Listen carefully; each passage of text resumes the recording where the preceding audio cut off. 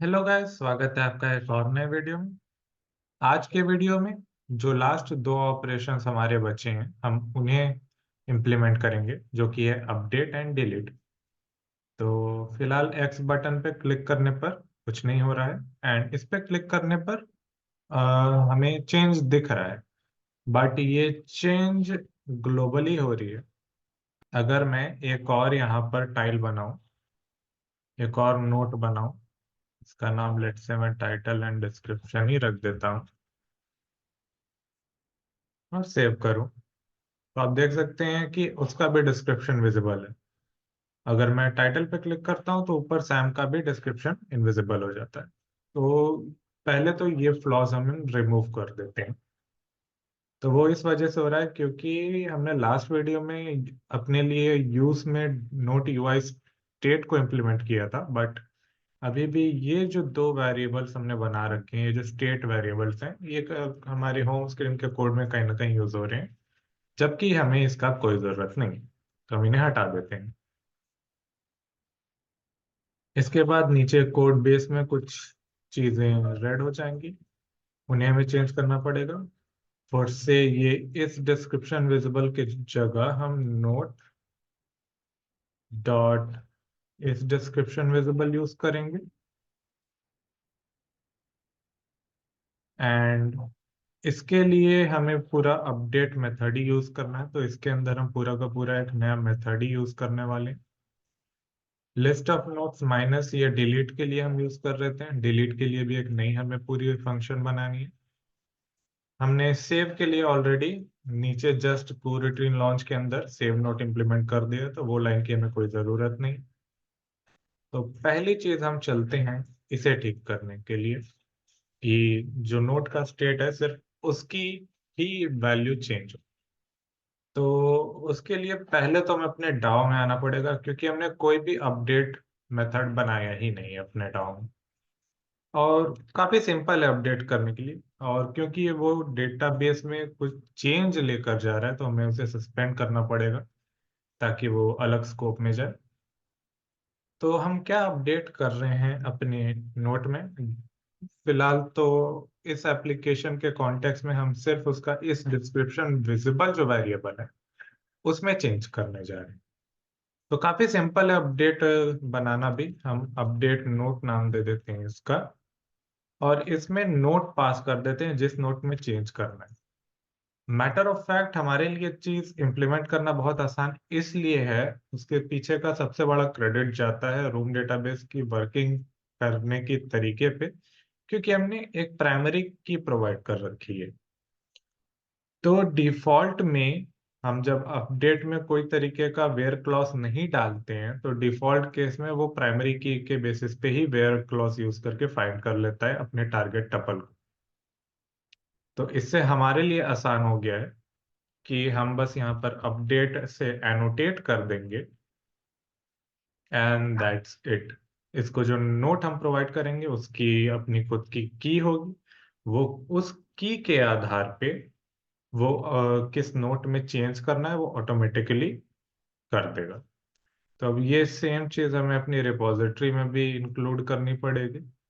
एक और suspend function जिसका नाम होगा अपडेट नोट, एंड इसके अंदर हम देंगे नोट। सिमिलरली हमारी जो ऑफलाइन नोट रिपॉजिटरी है, जो इम्प्लीमेंटेशन है, अब उसके अंदर हमें ओवरराइड करना पड़ेगा अपडेट नोट को। एंड इसके लिए हम नोट्स डाओ में जाएंगे एंड इसके अंदर से हम अपडेट नोट कॉल करेंगे एंड देन उसमें नोट पास कर देंगे। That's pretty much it. यहाँ पर नोट्स डाउन नहीं नोट डाउन होना चाहिए, तो मैं इसको फिक्स कर देता हूँ। नेमिंग कन्वेंशन जब आपको दिखे कि आपके लिए सूट नहीं कर रहा है, आप इजीली उसे चेंज कर सकते हैं शिफ्ट F6 का यूज करके, बिना ज्यादा अपने कोड पे इम्पैक्ट डाले। तो अब हम होम स्क्रीन पे आते हैं एंड यहाँ पर करने से पहले हमें एक्चुअली हमें हमारे जो व्यू मॉडल है, व्यू मॉडल के अंदर भी एक फंक्शन बनाना पड़ेगा। लाइक सेव के लिए हमने बना रखा है, फिर एक और सस्पेंड फंक्शन बनेगा हमारा अपडेट नोट के लिए। इसमें हम नोट देंगे एंड रिपोजिटरी का यूज कर हम अपडेट नोट को कॉल करेंगे और उसमें जिस नोट को अपडेट करना है वो प्रोवाइड कर देंगे। नाउ होम स्क्रीन में आते हैं और ये ऑन डिस्क्रिप्शन चेंज वेरिएबल के केस में हमें चेंज क्या करना है, उसके लिए हमें करंट नोट क्या है उसे निकालना पड़ेगा। तो उसके लिए हमें इसको डिलीट कर जो करंट नोट है उसे लेते हैं। तो हम करंट नोट वेरिएबल बना लेते हैं और उसमें जो हमें नोट ऊपर से मिल रहा है वो पास कर देते हैं। एंड देन इस करंट नोट के इस डिस्क्रिप्शन वेरिएबल को हमें चेंज करना है, जो कि होगा हर बार क्लिक करने पर हम उसे अपडेट करते रहेंगे ट्रू से फॉल्स, फॉल्स से ट्रू में। तो उसके लिए हम ये लाइन ऑफ कोड लिखते हैं। अब क्योंकि यहाँ पर ये वैल टाइप है तो हमें इसे वेरिएबल टाइप बनाना पड़ेगा। एंड या दैट्स प्रीटी मच इट। अब ये चेंज करने के बाद जो हमारे करंट नोट हमारे पास है, इस नोट को अब हम पास कर देंगे व्यू मॉडल का यूज करके। जो हमारा अपडेट नोट फंक्शन है उसके अंदर करंट नोट हम एज इट इज पास कर देंगे। बट अगेन सेम प्रॉब्लम, हमें इसे कोरूटीन स्कोप में लॉन्च करना है। तो उसके लिए हमने ऑलरेडी ऊपर एक कोरूटीन स्कोप वेरिएबल बना रखा है, हम इसका यूज करके लॉन्च को कॉल करेंगे एंड देन हम इसके अंदर ये वाला कोड पार्ट उठाकर पेस्ट कर देंगे। तो या दैट्स प्रीटी मच इट। इसको इनलाइन वेरिएबल भी किया जा सकता था, ये कह रहा है।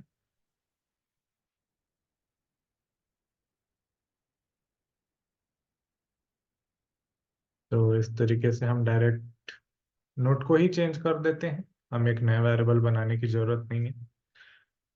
ओके।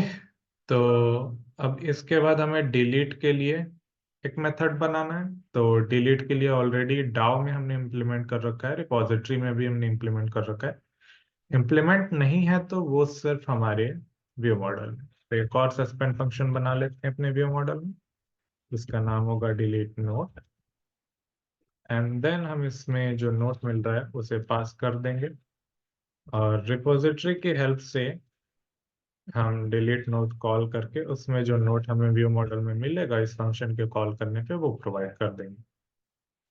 एंड देन अगेन इसके बाद हमें होम स्क्रीन में जाना होगा और यहाँ पर इसके जगह हम वापस से एक कोरूटीन स्कोप लॉन्च करेंगे एंड देन इसके अंदर view model and then dot delete note, और जो नोट हमने ऊपर मिल रहा है हम वो उसे प्रोवाइड कर देंगे। हमारा अपडेट एंड डिलीट फंक्शन दोनों के दोनों इम्प्लीमेंट हो गए। इससे पहले कि हम इसे रन करें एक बार बिल्ड कर लेते हैं। ओके, तो हमारी ग्रेडल बिल्ड हो गई है बिना किसी एरर के। तो अब हम रेडी हैं इस एप्लीकेशन को रन कराने के लिए। ओके, तो हमारा एप्लीकेशन लॉन्च हो गया है एंड डेटाबेस से डेटा भी रीड कर ली है। अब अगर मैं एक टाइल पर क्लिक करता हूं तो सिर्फ और सिर्फ उसके नीचे का डिस्क्रिप्शन विजिबल आना चाहिए। अपडेट मेथड यही इंप्लीमेंट करना चाह रहे हैं मुझसे। So let's try it. And ये फिलहाल वर्क नहीं कर रहा, पर क्या डिलीट फंक्शन वर्क कर रहा है? तो इस टाइल को डिलीट करके देखते हैं। यस, डिलीट वर्क कर रहा है, बट उसके साथ आपने एक और चीज देखी। वो क्या चीज थी?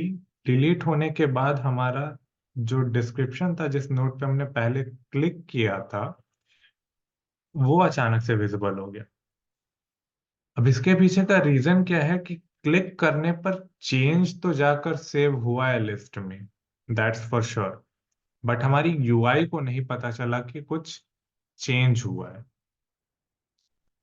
तो अब इसको कैसे इम्प्लीमेंट करें कि हमारी यूआई को पता चले कि कुछ चेंज हुई है और अब हमें वो चेंज को रिफ्लेक्ट करना है।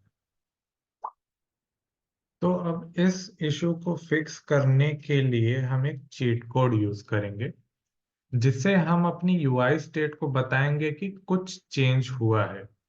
अब क्योंकि हमारे यूआई स्टेट में प्रॉब्लम क्या है कि जो चेंज हम कर रहे हैं वो लिस्ट ऑफ नोट्स के अंदर जो नोट है उस नोट के अंदर चेंज हो रहा है, यानी इसके ऊपर एक और लेयर है जो यूआई स्टेट के ऑब्जर्वर के बीच में आ रही है।